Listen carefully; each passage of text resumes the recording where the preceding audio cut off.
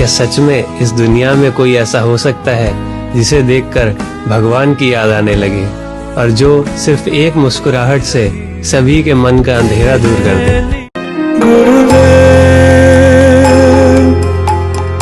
कृपा बिंदु दिया करो ये दासे तृणपेका सकल सहने बल दिया करो निज माने स्पृहाईना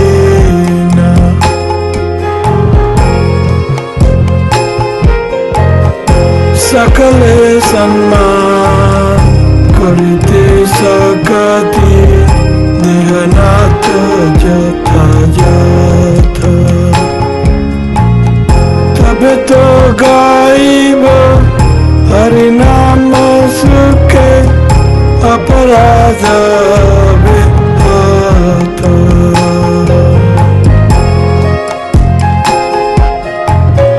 कबे न कृपा लभियाए जन कृतार्थ। मुझे नौकर दास बना लीजिए, नौकर बना लीजिए, सब सर्वियंट बना लीजिए। मैं हार गया, मैं थक चुका हूँ, भौतिक जगत से मैं थक चुका हूँ।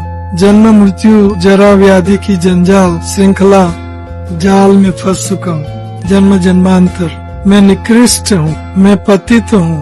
ऐसा जो स्वभाव करके विनम्रता से भगवान और गुरु को प्रार्थना करना, मैं सरेंडर, इसको बोलते हैं humility. We are humiliated by this material nature every moment, left and right, काम, क्रोध, लोभ, मोह, मद, मत्सर्य. We have been humiliated by this for almost eternity. This is humiliation. But ज्यादातर लोग इनको महसूस नहीं कर पा रहे। ये भौतिक जगत मुझे हर पल विनम्र बना रहे हैं।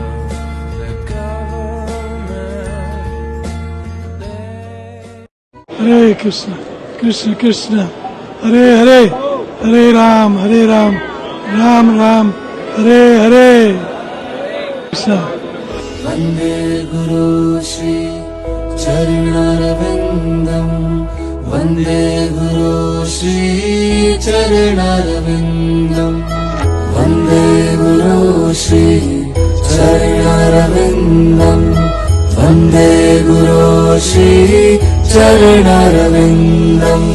संसारी माया की अग्नि बुझाए जो करुणा की बारिश बरसाए जो, संसारी माया की अग्नि बुझाए जो करुणा की बारिश बरसाए जो।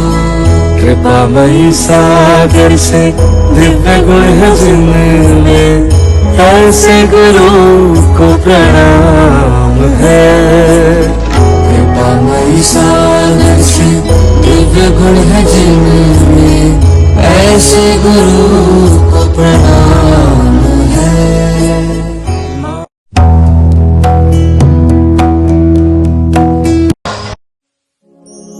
सूत भक्त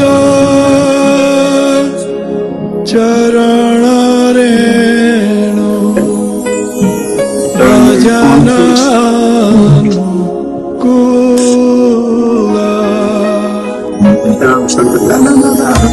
તમારા માટે છે, તમારા માટે, અમારા માટે છે બરસાને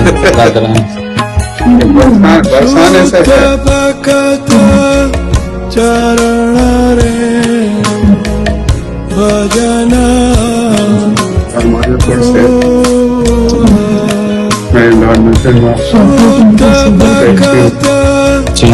सेना जी ब्रह्माता द्वारा भजन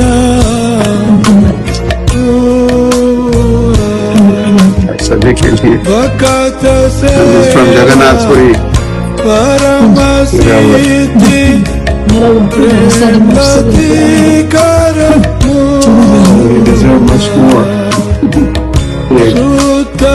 गोविंद है, उड़िया में लिखा है। इसको और के भगवान कृष्ण प्रणाम करते हैं। अभी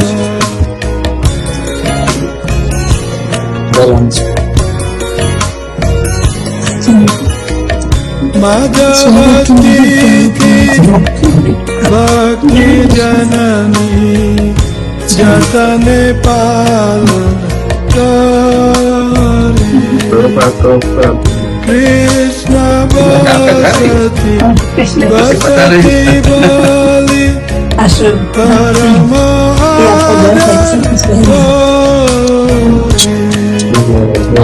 गौर अमर ये व्यवस्था। अब तो कनाडा में थे और अब इतने साल लिखे पढ़े थे यार, इतना बड़ा जॉब इत्यादि, बिग सैलरी, ये सब त्याग कर आप श्री प्रभुपाद के चरणों का आश्रय लिए और अपना पूरा जीवन आप समर्पित किए श्री प्रभुपाद की सेवा में, प्रचार प्रसार के कार्यों में। आप जब न्यू दिल्ली के प्रेसिडेंट थे तो आपके साथ सेवा करने का भी हमें सौभाग्य प्राप्त हुआ था। तो मैं ये भी सोच रहा था कि आपके कोई शिष्य बनते हैं तो उनको एक बोनस भी मिलता है। उनको केवल गुरु ही नहीं मिलते, उनको गुरु पत्नी भी का भी लाभ होता है। अमृत केली माता जी का भी संग या मार्गदर्शन भी उन शिष्यों को प्राप्त होता है। I think it's a double benefit, they get Guru and they get गुरु पत्नी। आप कृपालु हो, दयालु हो।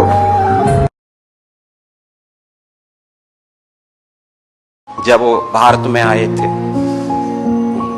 उस समय 97 में, शायद 77 में उनका दीक्षा हुआ था। तो उसके बाद में जो है कुछ समय बाद में वो जो है पहले तो वहीं कनाडा में, अमेरिका आदि में प्रचार किए थे। कड़ाके की ठंडी लंबी लंबी यात्राएं, फिर भी महाराज ने ध्यान नहीं दिया, शरीर की कोई चिंता नहीं की, पर प्रचार का मतलब प्रचार। और बुक डिस्ट्रीब्यूशन पर भी उन्होंने बहुत फोकस किया। हमने सुना था जैसे वृंदावन जो क्या नाम है अपना भारत में जब आए तो कुछ समय तक उन्होंने गुजरात में प्रचार किया था, और उस समय उन्होंने बुलक कार्ड निकाल करके जो है बुलक कार्ड के द्वारा बुक डिस्ट्रीब्यूशन किया था। जो जीव गोस्वामी ने जो है सबसे पहले बुक डिस्ट्रीब्यूशन चालू किया था बुलक कार्ड के द्वारा। उसके बाद में है परम पूज्य कृतुदास स्वामी अधिकारी के द्वारा किया गया। ऐसे ही ये इस्कॉन खड़ा नहीं हो गया। इतने सुंदर सुंदर भक्त, ग्लोरियस भक्त। प्रभुपाद जी ने कहा मेरे शिष्य एक एक ज्वेल से आज हम एक बहुत बड़े सेनापति को खो चुके हैं। प्रताप ने कहा था संसार के अंदर दो प्रकार की मृत्यु सबसे ग्लोरियस कही जाती है, और उसमें एक है क्षत्रिय की और एक है भक्त की। तो महाराज के अंदर दोनों ही गुण थे।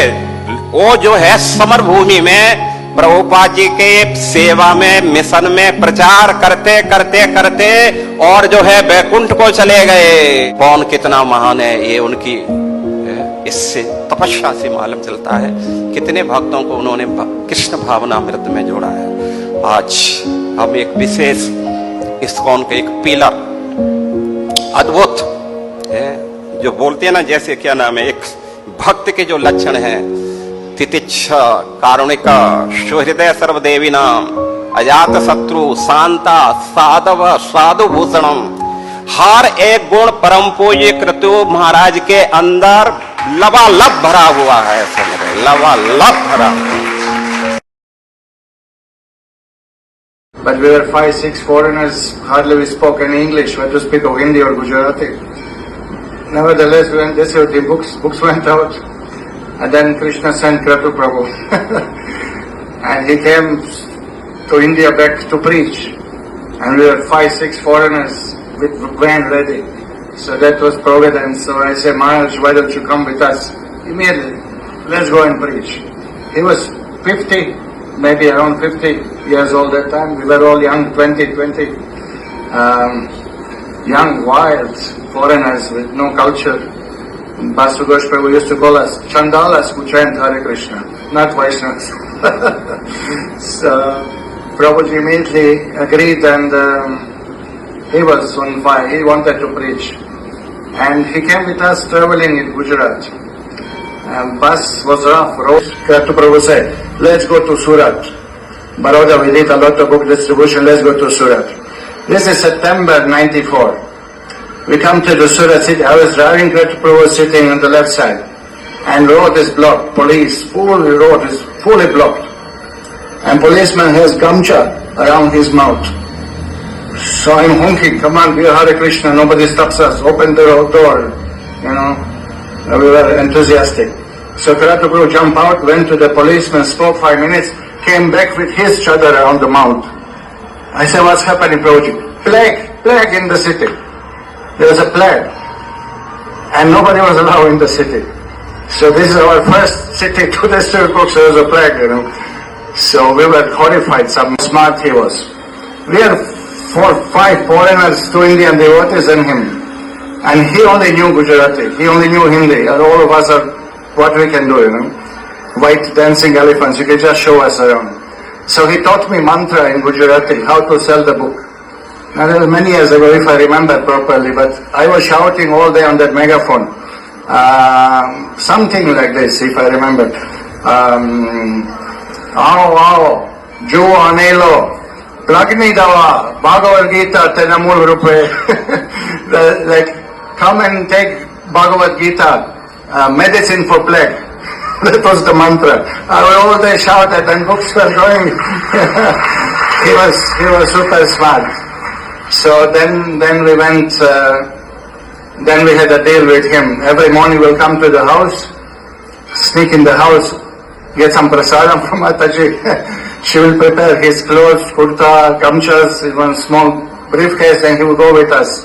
Morning we'll go from Baroda to first village. Program was simple. 1 hour kirtan first through the village, Harinam will do. Kirtan through all village. Then he was really empowered, very, very fired up to preach and very smart how to do it. He would ask, who is Sarpanch in the village? We'll go to Sarpanch, chief of the village, and he would push him, convince him to take full set of books. First, there no way, chu, che, tantra, mantra, I don't know what he did, but mesmerizing, he would take the books. Then he would say, okay, now give me a list, who are all rich people, who can take full set? Then Sarpanch will give list, who can take half set, like that. So we had all books packed, Bhagavatam. We had only till 10 came to Bhagavatam that time. He just wanted to preach. So what we did in two years, we did like that. Almost every day we would go out, and he would push people to take books, and he will push them to chant also. So in 2.5 years, we did 50,000 japamalas with the books distributed.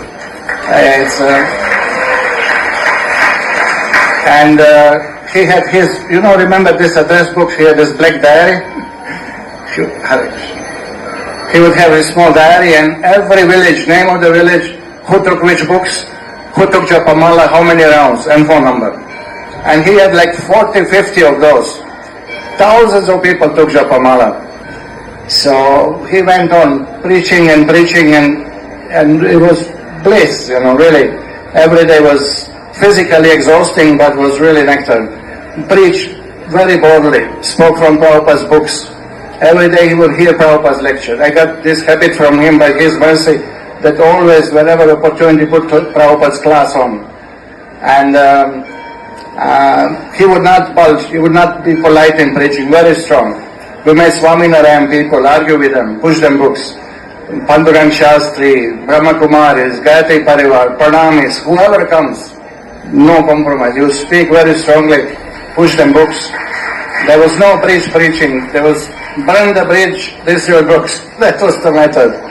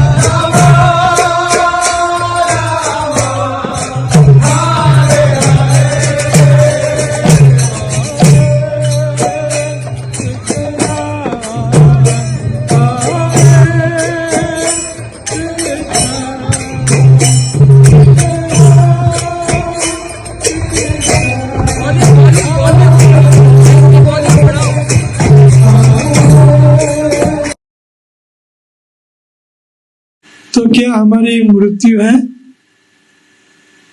कौन मर जाएगा? इधर ही हाथ खड़ा किए तो कौन मरेगा?